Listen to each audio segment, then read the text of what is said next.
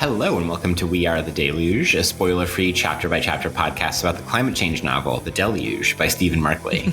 We are your co-hosts, Emily Crandall and John McMahon, two near-psychotic delusions of the environmental left. Today we are discussing the hypothetical Wall Street Journal review of Tony Pietrus' book, which we are presenting in the form of a mock headline in that discussion/article. Great. Yeah, I was going to try to play with the Naomi Oreskes and Eric Merchant titled, or Eric Conway book, Merchants of Doubt, but I couldn't figure out the framing quickly enough. Yeah, that's okay. That's all right. There'll be plenty of Merchants of Doubt possibilities in our future. I can think of one chapter in particular. Great. I can't wait. What's the headline you came up with for this podcast episode / interlude chapter? Okay. My economist penis is bigger than your climate science penis. Why claims that environmentalists are socialists will never go away. That's incredible. I love that so much. Sorry, that just sent me. I'm collecting myself over here. All right, here's what I've got. Tony Pietrus and the Wall Street Journal discover climate now. Markley's writing of a hypothetical Wall Street Journal review essay develops key characters, sets the political table, and pokes fun at snooty climate denialism. Amazing. I mean, yours is more descriptive. This chapter was really dissertation triggery. Okay, I just want to clear out for you to do or be like, hell no, we're not doing your dissertation. So the floor is yours. The mic is yours. It's just like, okay, so there is a history in the US of public debating climate science from the perspective of conservative economists that was in part caught up in the like patterns or traditions and even some of the same figures of like the campaign, the tobacco company's campaign to say that smoking doesn't kill you. And part of how we got the balancing doctrine in sort of news coverage, which it causes all kinds of problems in terms of like telling all sides of a story or reporting on something neutrally or objectively. This idea that you have to have a quote from somebody who like disagrees with something or you're not reporting something neutrally has actually been quite dangerous.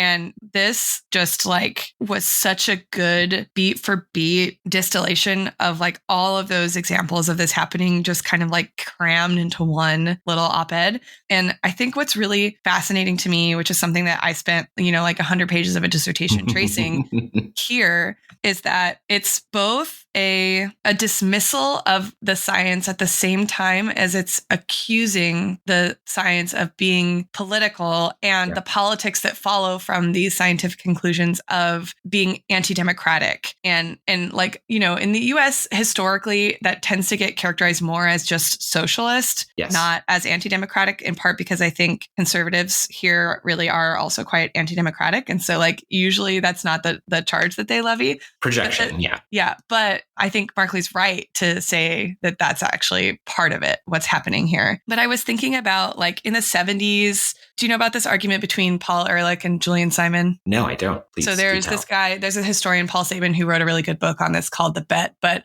Julian Ehrlich was a biologist, I think, he was like one of those guys who was not quite a eugenicist, but was like really worried about population control. He wrote an early book called The Population Bomb. It was about like how we're sort of like taxing the planet's resources with how just the sheer volume of people who sort of live on the earth. And Julian Simon was an economist, a conservative economist. And so like basically in the 70s, Ehrlich was like trying to get people to be concerned about climate change, what we now call climate change. And he was like going on Johnny Carson and like becoming this really sort of important or at least trendy kind of public figure touting the dangers, right, of population growth in particular. And Julian Simon sort of entered into the public discourse in part to kind of discredit some of Ehrlich's views. And they made a series of bets. Hold on, let me pull up what the bets were. So in 1980, Simon challenged Ehrlich to a wager. And Ehrlich bet Simon that the cost of 5 industrial metals would increase over the next 10 years. So if Ehrlich were to win the wager, it would signal that there were limits to economic growth that would lead to resource scarcity and environmental disaster. So he was talking about both population growth and economic growth as problematic forms of growth that were going to zap our resources and create environmental disaster, but also make it economically sort of like harder to exist on the planet. And then if Simon won, right, the idea was that he would be legitimated in the sort of techno-optimist view, right, that markets and new technology are inevitably improving human welfare and thus should not be regulated or contained. So those were kind of like the terms of the bet. Yeah. And Ehrlich lost the bet, really. I think there were like a couple changes, but like really the bet itself was kind of arbitrary, right? Like those metals aren't really like direct sort of representatives mathematically or scientifically to the systems and processes that they were actually arguing about. But like what they both did was accuse the other one of letting ideology intrude on the sort of elements of good scientific practice. So they were like cherry picking evidence to sort of fit their conclusions. And so they were disagreeing ideologically on this sort of essential question of like, how do we secure human welfare, right? Like Simon was like, he was a kind of classic neolib in that sense. Like markets are the best delivery mechanism for wealth, health, right? All these kinds of markers for human progress. And Ehrlich was like, we're destroying the earth, which is going to destroy the systems that we have built that rely on the earth. and so it was like, what our current systems are inherently destructive, not inherently creative. Yes. Was like, as I see it, the kind of essential philosophical difference, but that they took apart each other's studies, right? That they were like, your science is bad, was like really interesting to me. And that happens a lot. So then you start to kind of lose a sense of like what good science is, or lose trust or like faith, I guess, if I may, that anyone is doing good science, or that good science can be done, or that we can say with any kind of confidence, like anything true about the nature of something like climate change or the status of the like environment or something like that. And so it's both like, I think what Markley captures really, really well here is that it's not just, oh, my politics lead me to say that your book is bad. It's that like in the way we talk about what the books get right or don't get right, we're also like undermining the authority that any of our tools have for making claims to be taken seriously. And like, I don't know, it's interesting because I think to just double down on the science doesn't take seriously like what anti-science politics are doing with respect to science. Yes. And that was just so clear to me here, the way he jumps back and forth between the socialism, the anti-democratic recommendations, and the subtle undermining of the actual like scientific evidence. You know what I mean? So like his radical wish list, well-trod territory of the climate vanguard, the purchase of all coal supplies, right? That these are, the farmers will not escape. We're lowering all these things. But then he says like in a couple times, meanwhile, Pietrus spends much of his manifesto shamelessly invoking World War II, the threat of Nazism, and the Holocaust to build urgency. The difference between the Nazis and global warming is that the Nazis were indisputably real. Global warming is a potential problem that may, in the distant future, have negative consequences or perhaps benefits. So this is a very different kind of climate change denier stance than just saying absolutely. like climate change isn't real because God would never let climate change happen to us or whatever. Like this one is saying it is a potential problem. So it's actually drawing or circumscribing the data and the evidence and the conclusions itself, the science itself. Yes. And which is like subtly done. But the problem is that then if you just say, no, look at what the data says, then now from the perspective of this argument, you're just doing politics. So it's like there's a really conscious, I think, strategy of interweaving the bad politics with the data, the neutral data, so that the data becomes bad. And then you can't disentangle the politics from it, while at the same time disavowing your own politics, right? So John Taylor Jr., right, is not politically motivated. Yeah. But also, I was wondering if it's a play on the economist John Taylor, who worked for like the Federal Reserve under Trump. It has to be. Right? It's got to be. Okay. I was just really struck by how well Markley captured how that strategy works. Yes. And why it's hard why I think people like Tony have historically struggled to respond to those claims. I'm thinking about James Hansen from NASA. Absolutely. If I remember again, another interview, I think that Markley got a little bit of time to talk with James Hansen. Oh, interesting. And that there are elements of James Hansen that are finding their way into Tony. Yeah, that makes sense because I think that so James Hansen's huge public debate that he had was with Richard Lindzen, who is also an economist. No. Actually, Richard Lindzen was an atmospheric physicist who was a climate change denier. Fascinating. And he was worried about whether or not computer modeling was actually a valid way to predict atmospheric shifts. And so he became the sort of puppet in the pocket of all the anti-climate change kind of politicians and used as the foil. So, famously in abortion jurisprudence, right, that you have these cases post-Roe where laws restricting abortion access were struck down on the grounds that they violated the precedent set in Roe, but introduce all these other kind of mechanisms for actually circumscribing that right. Yeah. Like that if there's disagreement, Casey, right, that if there is disagreement between and among scientists about the medical necessity of a procedure, then it is no longer the job of the medical community to weigh in on this law, and now it becomes the purview of the lawmakers, right? And so we're seeing the same strategy used actually in the early 2000s with sort of climate regulations, right? That if you can find one scientist that'll testify in front of Congress that climate modeling, computer modeling is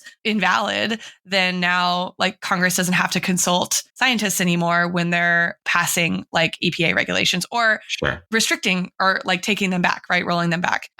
Chevron decision. Yeah. Yes, exactly. So but Hansen avoided debating Richard Lindzen in public for a really long time until it became what are you afraid of? Are you afraid that your politics are going to come out? You know what I mean? Are you afraid that your science is bad or whatever? And it's just it's such a well-coordinated strategy. And I'm not even sure to what extent the machine is aware of how they're tying these two threads together. Right. But you can't just say, I'm not a socialist and go back to the science, because that doesn't work as a response to exactly the kind of argument that these people are making, whether or not they know they're making it. Does that make sense? That makes perfect sense. I'm so in love with Office Hours with Dr. Crandall in this episode. It's amazing. And I think one thing that spoke to me without that particular form of expertise is how pitch perfectly Markley writes the tone of the Wall Street Journal that is doing that kind of complicated political, epistemological, philosophy of science work that either wittingly or unwittingly is being done by various forms of climate denialism, right? That it's you pointed out, it's the whining about a lack of measured debate, right? It's about everything is a mask for socialism. We get the sucking up to Trump and Scott Pruitt by the Wall Street Journal. We get this, the thing you pointed out at the end, that it's a manufactured crisis that may have positive benefits. All of that is so expertly done, and precisely the snooty, I think was the word I used in my subhead at the beginning of the episode, in that tone that he got right, while also getting right this broader set of kind of the epistemology and politics of climate denialism. But there is one point, and this is where, a lot of the writing on climate denialism and environmental political thought, I think, does some interesting turns where there's a little bit of the okay, they're for the wrong reasons. They're a little bit right that we need to conceptualize science as political, right? As a theme that runs through so much of EPT. And you laid out some of the reasons why that's a necessity, even if it's in an exactly different way from how the climate denialists are doing that. Yeah. And that's such a fascinating way to think about this chapter, because okay, everything is a mask for socialism, but there's a little bit of if the shoe fits sort of problem, right? If socialism is the most reasonable attempt at addressing a problem, then our analysis of the problem is going to take us to socialism. Yeah. Right. And the how then do you present that, right, is something that Tony will struggle with. He's not the only character he's going to struggle with that particular like conundrum throughout the course of the novel. Right. Like, and the pull quotes he pulls from Tony's book seem to betray him understanding the depth of that problem. Yes. Right. Like he writes, "We're not at a crossroads. We long ago took the wrong fork. Now we must do everything in our power, including sacrificing our comfort, our livelihoods, our economy, and partial, carefully excised pieces of our democracy to save our species and all species." And for him, he's writing this as a scientific necessity, not as a political ideology. Yes. But how would it have... Here's the Ash resonance, right? Right, from our previous episode. But like, imagine if he had taken it up as a political question rather than as a scientific question, and what other language could fall from that, right? Like he could talk about, what about the fact that taking away our comfort, our livelihoods, our economy, and our democracy, what about the fact that a lot of people live in discomfort without their needs, right? That our democracy is already pretty fracturing, right? And that like, and it's not just about saving the species, it's about flourishing, right? Like, don't we want to live better lives? And wouldn't we all be better off, including nature, if we reoriented our political values and at the same time brought our like day-to-day governance in line with the needs of the environment, right? That like, and that's probably not going to be palatable to John Taylor Jr., but at least it gives, it makes it poses a different challenge for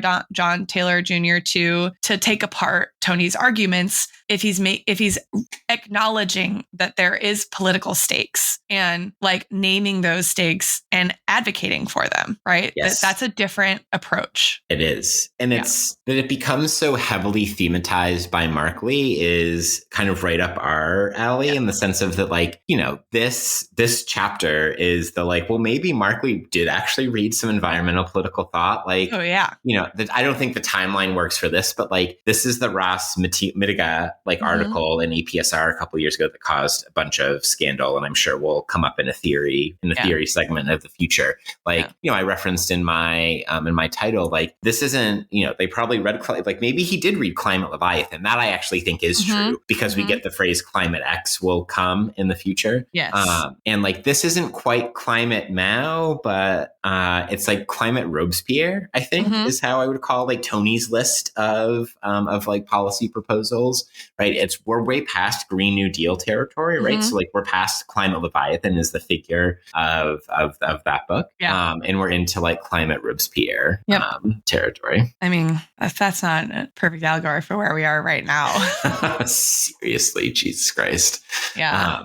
And like, the democracy questions are fascinating, right? For like some of the reasons you identified. And also that this is one of the grounds of like a lot of environmental political thought, especially like as I've taught it in a poli-sci context, is like questions about democracy. So yes, like that is Mitiga and that is like Climate Leviathan, but it's also like Amanda Mashin talking about like what participatory or radical democracy might look like. Or Robin Eckersley. Exactly. And how we can rethink that. Because like Tony's proposals, right, that's so upset in their like shadow game about who's the true, you know, democracy promoters in this Wall Street Journal review are a climate fed with an oversight agency reporting to Congress, right? Which like they call an unelected scientific bureaucracy. And that is like the one kind of place where like the right wing critique and like the left critique a little bit kind of touch around something like that. Yeah, the democracy can't be trusted to deliver on climate change. Yeah. And of course, like the point is one that you already made in a slightly different context a couple of minutes ago, that like, well, what we have now is not particularly democratic, right? Or not democracy oriented towards flourishing or something like that. And then they're also upset about the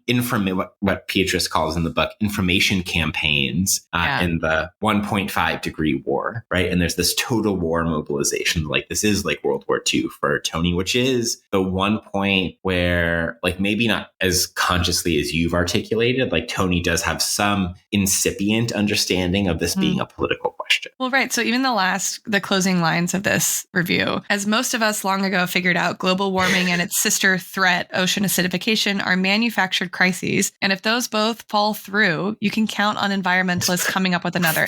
So that's a scientific critique, right? That sometimes we make predictions that don't come true. And so people say, well, you caused all this, right? Like, what was all the alarm for if the prediction didn't even come true? And this is something that I think climate scientists really struggle with conveying to the public, right? That like what we can predict in the short term is difficult, right? Because this is a problem where the variables are constantly changing, right? But also like the real predictions for the long term are so scary that we're willing to get stuff wrong in the short term so that we can motivate a response or reaction to the overall problem. But anyway, and then he says their ideology, which includes a profound hatred of the free market industry, and yes, as demonstrated by Pietrus's book, Democratic Rule, insists they devise a threat of apocalyptic terror to justify their notions of redistribution and central planning. So for John Taylor Jr., right, what's happening here is that Tony Pietrus is like a scientist who's like a prop of the left. The left wants an excuse to autocratically institute redistribution and central planning. And so climate change is the guise, right? Whether this argument is made in earnest or it's just an attempt at discrediting is, I think, irrelevant. Yeah, I agree. It inverts the direction of the argument. And what Pietrus is going to try to do, instead of, again, doing what we've been saying he should do, is just like say, no, it's the other way around, right? And he's going to insist, it's going to insist that the politics follow from the science, which is not helpful and like doesn't. And then also the thing that really, when I wrote a chapter on these debates that happened in real life in the US, the thing that I found so interesting is that because the insistence on the part of the scientists that they want their politics to be separate from what they're seeing in the natural world, they don't take up the political nature of the criticism against them. They always argue back on the basis of the merits of the science. So like they're missing the point. Yes, that is, missing the point. Like that's necessary, but not sufficient, nowhere near sufficient. Yeah. And Tony's such a fascinating figure to channel that all through. Cause like just one or two things about like, I think how this chapter is functioning in the novel is that like one, it's a marker of Tony's transition, right? Because like into a political actor on some level, because we're introduced to him and he hates, is alienated by, like doesn't identify with doing anything political whatsoever. And here he is, even if he doesn't quite recognize it as being a political actor, like he has become a political actor nonetheless. And a kind of like old school, like founders democracy, like, the factions are going to tear us apart, like Madisonian. Sure. For sure. And also like has become a political actor bureaucratically or institutionally as well, because we find out that he's become a member of the IPCC, right? At this point. And so I think that's notable. And then like there's a kind of even more functional use of this interlude editorial, right? That Tony's was the first chapter and was the longest back in time as well. Like it's several years ago. It's I think 2013, if I'm remembering correctly. So like I think we get or 14. Yeah. Okay. So we get an update and we get to set the stage for what's to come. No, 2013. You're right. Yeah. Yeah. From Markley and like brings Tony back. I think there's a way in which this speaks to the Ash chapter that just happened around some like modeling questions. So like, anti-politics of these two chapters or of, Climate Crusaders or whatever. And a little bit like sets the stage for two characters that are about to be introduced in the next chapter. And like the last thing I'll say is that the policy list that we get of like Tony's proposals in here are a touch point, like as policy proposals, but also in the form of this book that is a touchstone for the entire rest of the novel as well. So there's like, again, this is where I think like what Markley's doing formally in this book is so fascinating because there's such a richness in the ways that you've identified in this chapter, but like it also just helps the reader make their way way through this book in more streamlined, but not streamlined in a sense that like reduces or like dumbs anything down. Yeah. I mean, again, wow. This is a long interlude. I'm sorry. I went on a little bit of a rant. Like I said, I'm never going to slow down the office hours with Dr. Crandall train ever. Man, it was really, really dissertation PTSD in that. Yeah. We all got to work that out. Danielle Hanley and I are currently working on an article. I co-host on the other podcast that I do that we've affectionately named Settling Our Affective Accounts. Because both of us write affect theory dissertations that we kind of disavowed. And then now we're returning to affect theory. So I love feel that. You there. Yeah. What do we have coming up next, Emily? Up next, we have the first chapter from Matt's perspective entitled The Years of Rain and Thunder Part 1, and it's set in 2017. Yes. And thank you for listening to We Are the Deluge. And we are the Deluge.